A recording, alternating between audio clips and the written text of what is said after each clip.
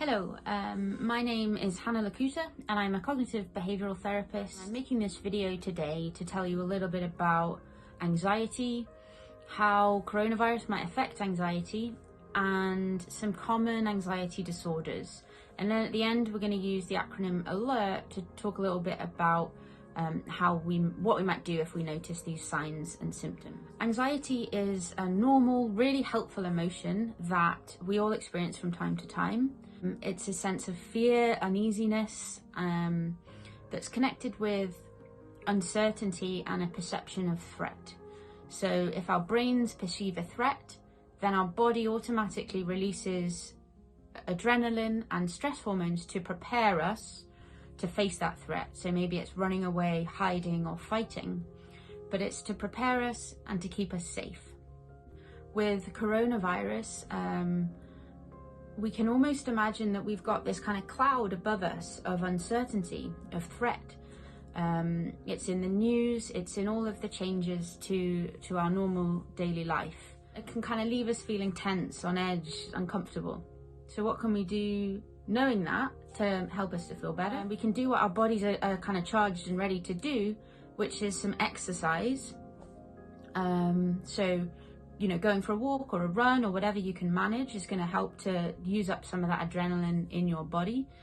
Another really good thing to incorporate into your routine as well as that is things that are going to lower that stress response and help to calm you and to feel better. So maybe that's some breathing exercises or other things that help you to feel calm and relaxed. So first of all, I'm going to talk a little bit about generalized anxiety disorder, or GAD, G-A-D. That can be characterized by high level, like excessive anxiety, excessive worry that's experienced as uncontrollable, and it's worry about all sorts of different things. The worries might jump quickly from one thing to another, and you might worry about worry itself. We can use an acronym called Mr. Fisk to summarize the typical symptoms of generalized anxiety disorder. M stands for muscle tension, and that comes from, we've already briefly talked about when we perceive a threat, our body prepares us to run or to fight. What can happen is our muscles tense in anticipation of exercise. So you can imagine if you've ever run in a race, you stand on the line and you tense up. You don't stand there all kind of like floppy and relaxed. You tense in anticipation of running. So the same thing happens when we're anxious. And if we're anxious a lot of the time, that's going to cause us to feel muscle tension. So, like often in our neck or shoulders. Or the R stands for restlessness. If we're really anxious a lot of the time, we might find it hard to sit, hard to relax, might be kind of busy all the time and restless. The F then stands for fatigue. So we can imagine, if you're experiencing a lot of restlessness and muscle tension, and then you get exhausted and fatigued. I stands for irritability. So maybe a bit snappy or irritable. And we can kind of think about this in terms of that fight or flight response as the fight part, that feeling irritable. Then we've got the S, and that's sleep disturbances. So that might be that it's hard to get off to sleep because you're worrying about all sorts of things, or maybe you're so exhausted that you get off to sleep okay, but then you wake in the night or wake early feeling anxious and worried. And the last one is C, and that stands for concentration difficulties. So it might be that your mind is pulled to all of these worst case scenarios and worries, so it's hard to focus in on the task at hand, on what you're trying to focus on. So Mr. Fisk for generalized anxiety disorder. So panic disorder is classified with recurrent panic attacks. So what's a panic attack? Well, a panic attack is a sudden, like abrupt surge of fear or discomfort that kind of reaches its peak within minutes, where you get 4 or more of the kind of following symptoms. So you might get an increased heart rate or palpitations, a pounding heart. You might feel sweaty, you might feel numbness or tingling, you might feel shaky, you might have difficulty breathing or a sensation of choking. You might feel nauseous or have abdominal distress or an urgency to go to the loo. You might fear you're going mad or that you're going to die. So all sorts of different really quite distressing symptoms. You then experience a lot of worry about having another panic attack. They're really distressing. So then you start to change your behaviour to prevent a panic attack from happening, and avoiding situations or things that you fear might cause a panic attack.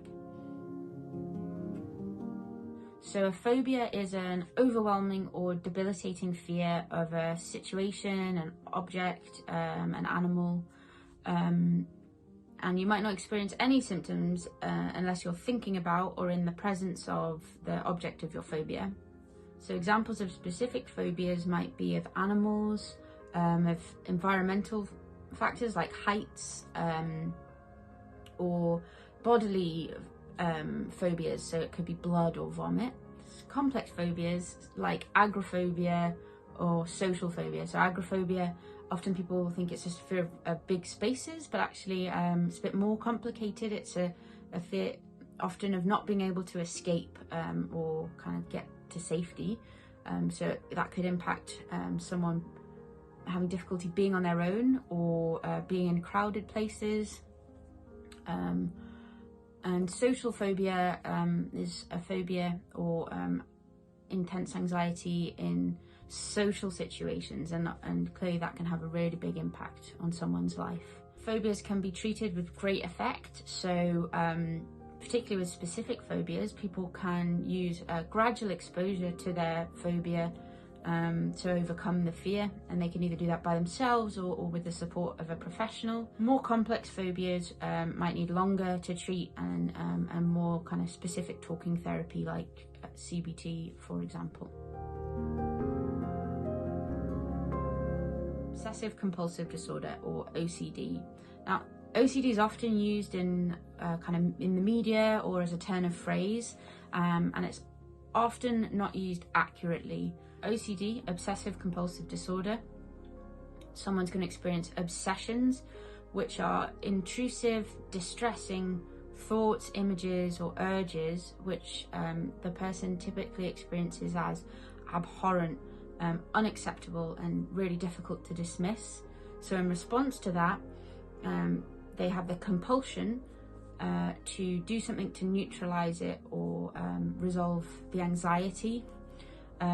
So it could be a repetitive behavior or mental act to prevent a feared outcome or to make it better. But again, can be treated to great effect with talking therapies like CBT and other forms of therapy. Also, there's great self-help materials. I've got this book is really helpful for OCD. Break Free from OCD. There are other books available, but there's great self-help materials as well. This one's just uses really nice wording, I think.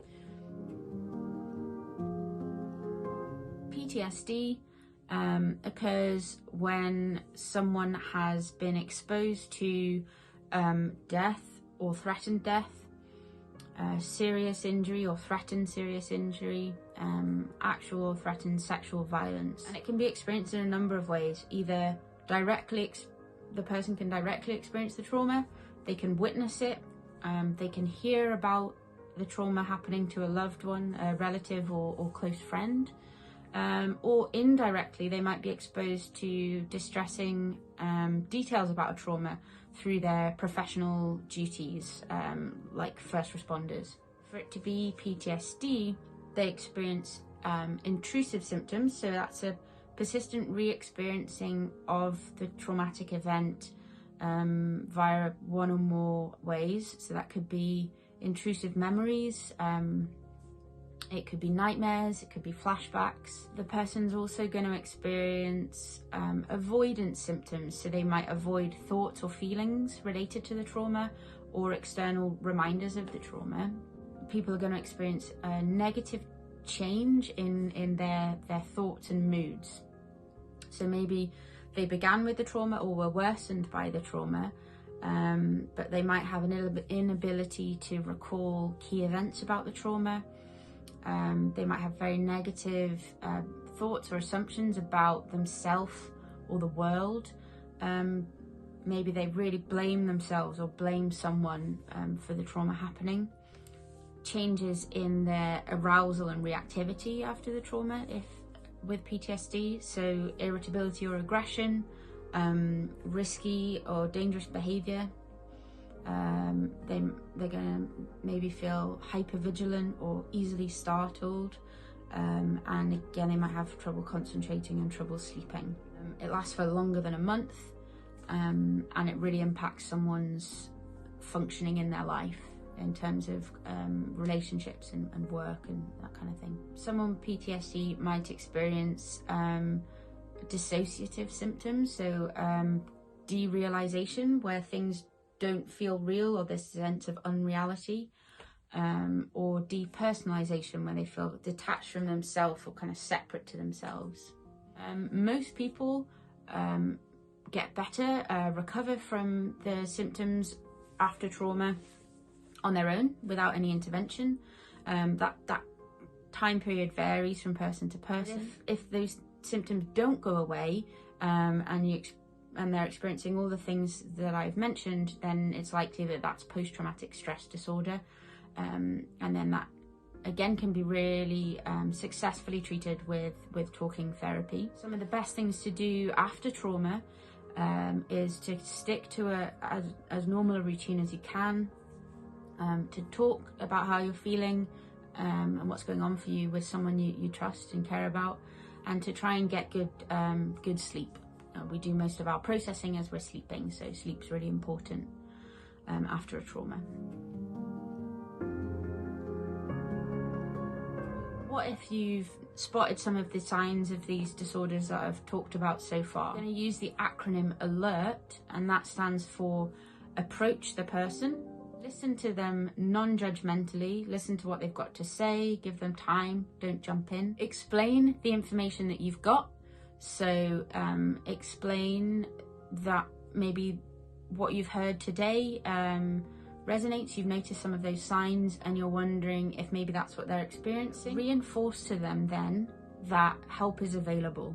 So that might be talking to friends, getting support that way. It might be accessing mental health services, maybe through a self-referral to counselling and therapy service, part of the community wellbeing service where I work, or getting a GP referral to another service. Maybe it's accessing Quell, the online typing therapy support that we've got access to.